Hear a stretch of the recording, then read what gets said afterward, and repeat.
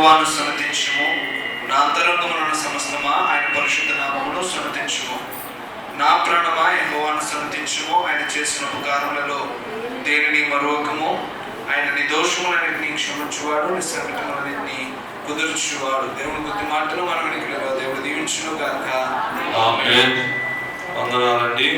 మరి కోటను ఏర్పాటు చేసిన మారుతు సూరి గారు, మారుతు దుర్గ గారు, వారి కుటుంబం సాక్షి చెప్పాలని కోరుతున్నాను.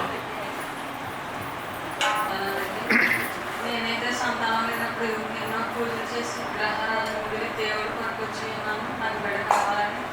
అలాగే అసలు నా జీవితంలో వచ్చిందంటే నాకు ఆ దేవుడు వెలుగు చూసి బిడ్డనిచ్చిన బట్టే నేను ఇంత సంతోషంగా ఉన్నాను. ఈ రోజున బిడ్డనిచ్చా కూడా ఎంతో శోధన బలహీనత ఇచ్చినప్పుడు కూడా నన్ను బలపరిచి సజీవ లైఫ్లో నిలబెట్టాడు.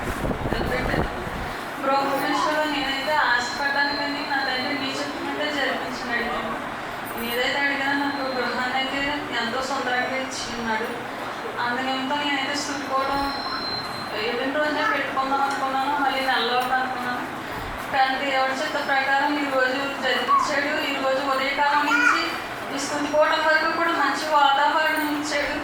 నా జీవితంలో నాకు సంతానం బట్టి నేను ఈరోజు ఎంత సంతోషంగా ఉన్నాను. లేదంటే నా జీవితం ఎందుకు పనికిరాదు. దేవుడు నా జీవితంలో ఎన్నో గొప్ప కార్యములు నా పట్ల చేశాడు.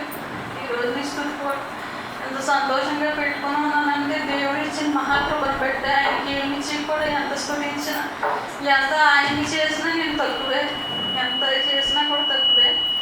నేనైతే ఇంకా కొంచెం ఆర్థిక ఉంది, లోన్లు పడాలి, అవన్నీ పడటానికి మళ్ళీ నేను సన్నిధిలో సాక్ష్యం చెప్పుకునేటట్లు సంఘం అందరూ ఆత్మీయ తల్లిగారు తండ్రి గారు అందరూ ప్రార్థించండి. నా బిడ్డ కూడా దేవుడు ఇచ్చిన బిడ్డ, ఆ బిడ్డ కూడా మంచి సులభం వంటి జ్ఞానాన్ని సమయం వంటి నడవడికలో నడిచి నాకు ఆస్తులు అంగడాలు కలిసి సరైన త్రోవలేదు నా కుటుంబం నడిచి ఆయన ఇంకా ఆయనలో మేము ఎదగాలి, ఇంకా స్థుతించాలి. మేము ఎంత ఇచ్చినా కూడా మా జీవితాంతం ఆయన స్థుతించిన మరణం అయితే మేమైతే తీర్చుకోలేము.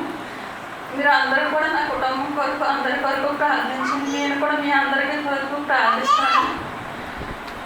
చిన్న సాక్ష్యం దేవుడు దీవించను గాక.